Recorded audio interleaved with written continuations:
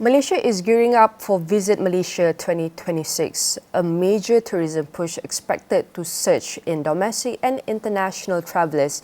And in this landscape, mobility and transport play a crucial role in ensuring seamless and connectivity is inclusive. One of the key players is redBus, which has grown significantly since entering Malaysia in 2015 and is now expanding to travel ferries, travel activities, and now focus on culinary-focused food map initiative. And today we speak with Prakash Sangam, Chief Executive Officer of redBus, to help us understand how the platform is opening access to hidden destinations, supporting local economies, and shaping the dynamic and more inclusive tourism ecosystem ahead of VM 2026. Thank you very much, Prakash, for joining us. All right, firstly, since entering Malaysia in 2015, redBus has been expanding rapidly. What are some of the specific factors, whether partnerships, regulatory spots, and consumer behavior, which has been the most critical to that growth? So we entered, like you said, we entered Malaysia in 2015.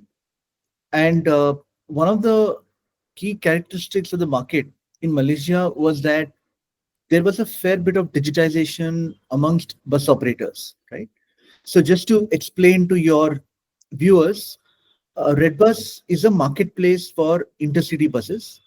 We don't own or operate our own buses. What we do is that we connect bus operators and their inventory to customers or passengers, right? Bus travelers. So we are a technology marketplace, a technology intermediary.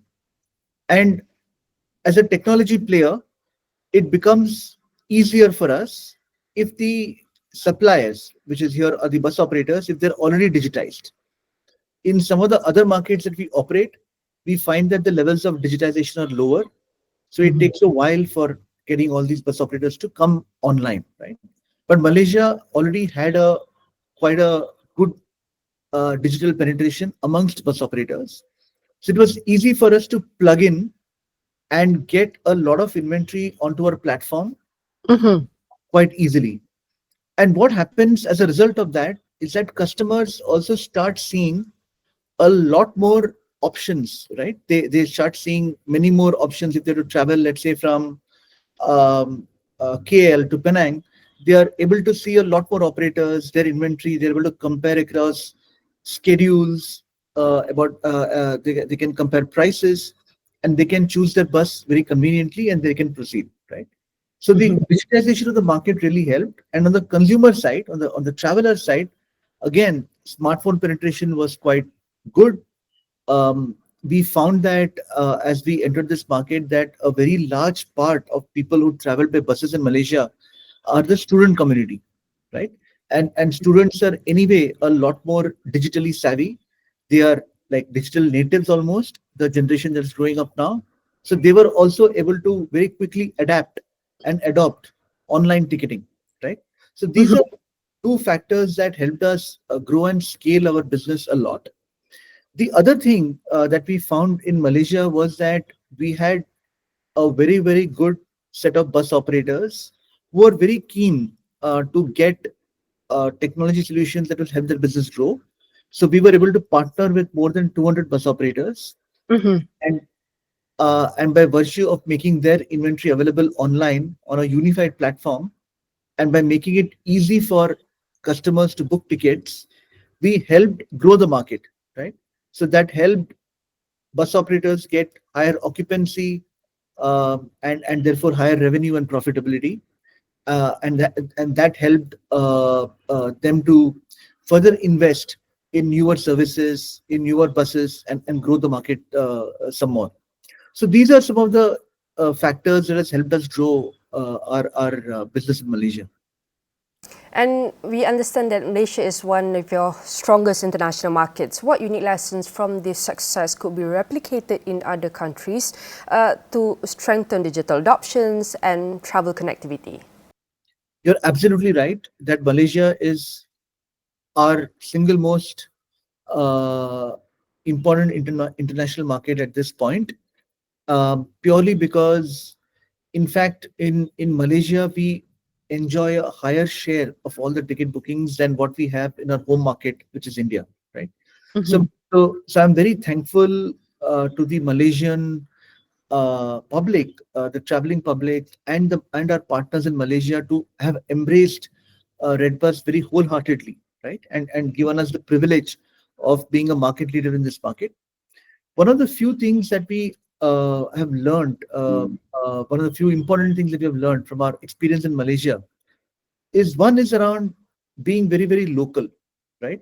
Being able to understand the local sentiments, being able to understand the local market, and incorporate that both into our product offerings and as well as our communication.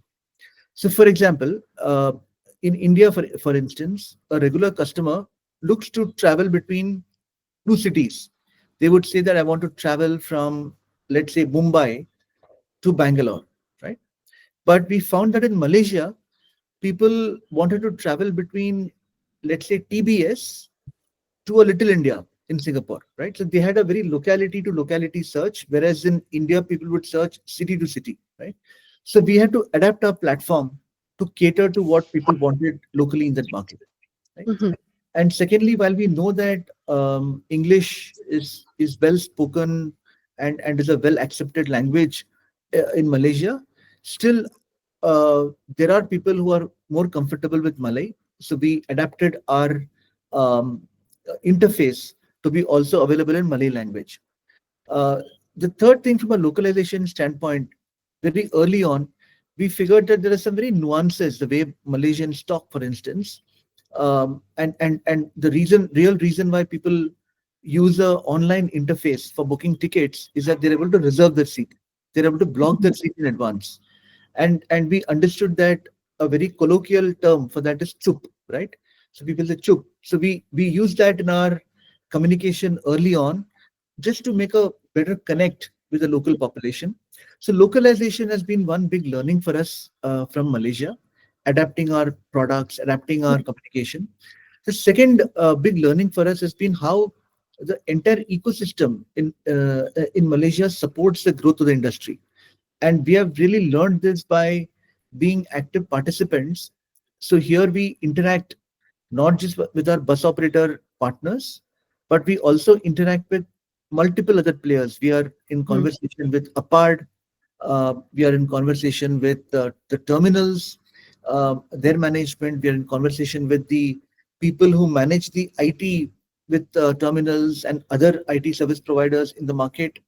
So we have seen that in order to grow the overall market, it is important to draw upon the experiences and draw upon the wisdom of the ecosystem and work along with them for promotion and growth of the market. Right, that is another critical learning that we've got from Malaysia, that we want to take to other markets as well. And just to uh, put the point on localization, right? Our new initiative about the redBus food map is also stemming from that insight, because we know that Malaysians are very, very passionate when it comes to food.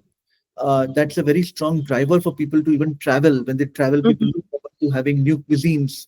There is so much of regional variety in the kind of food that is made. Every province seems to have its own kind of star dish, you could call it that. And there are some hidden gems in terms of restaurants that serve those dishes.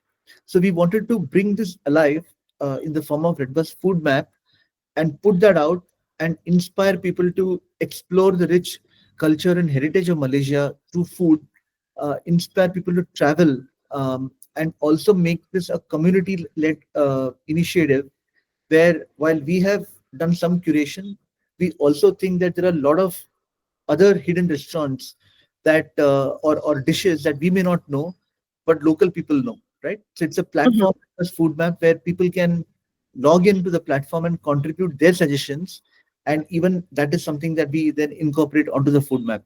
So we want to make this a living directory of all the rich food treasures that are in Malaysia, and enable people a easy way of accessing them and enjoying that.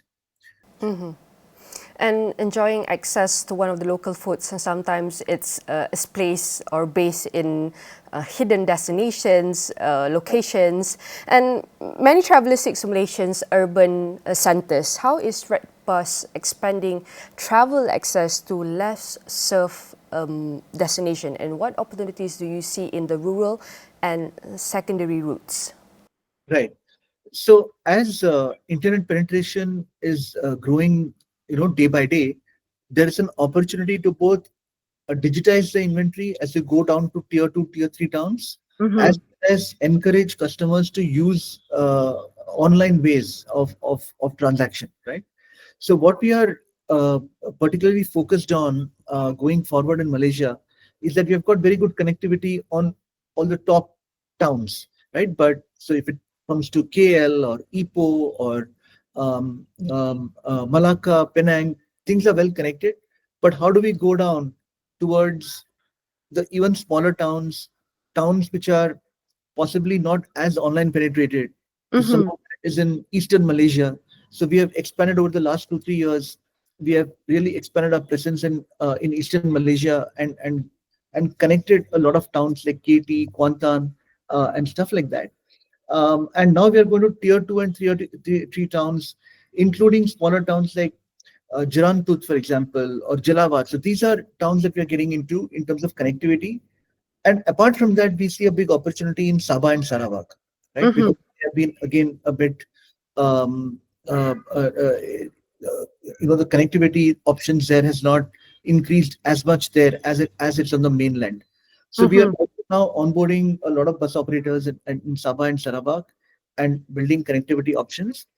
And the second part is again going back to your question about what have we learned from Malaysia.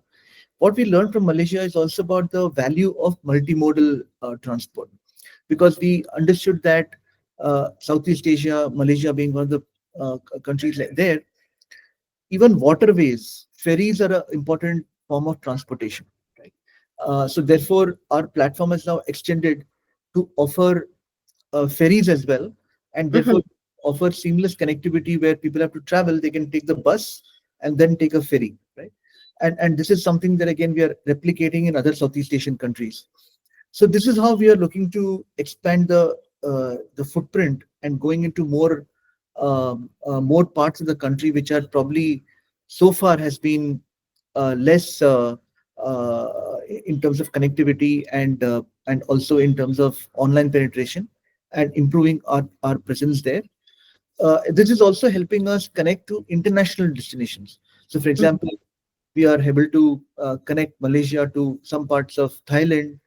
From Sabah, we are able to connect Malaysia to parts of Indonesia. And of course, the Singapore Malaysia corridor has always been strong.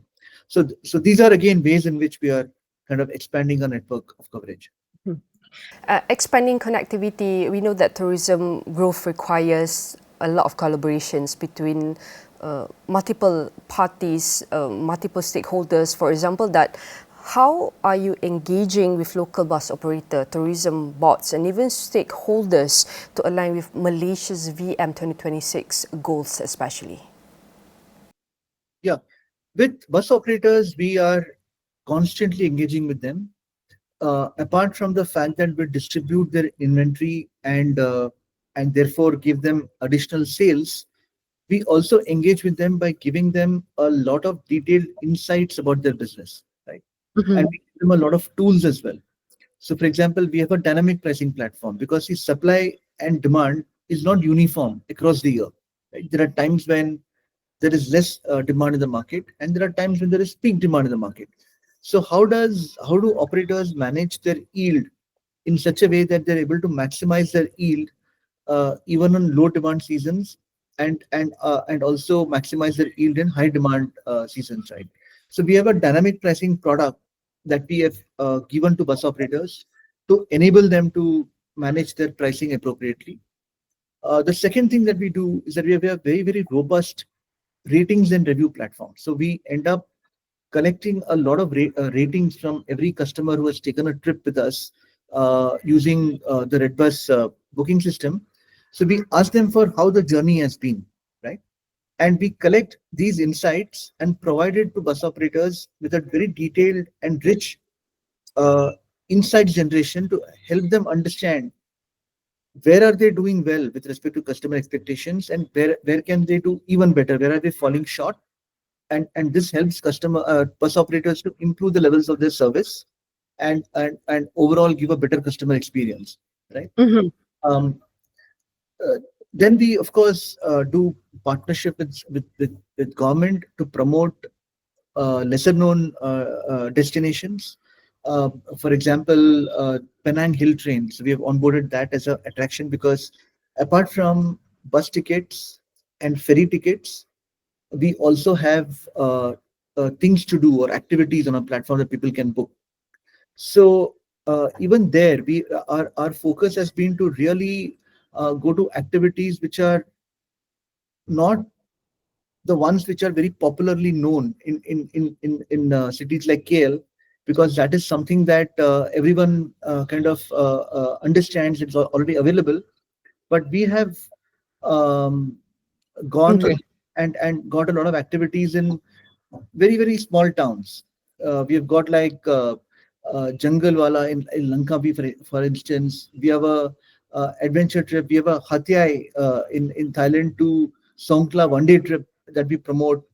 We have a ATV Kiau adventure in Sabah, for instance. So these are there's a drawbridge in Telangana, for instance, as an attraction that is not that popular or well known.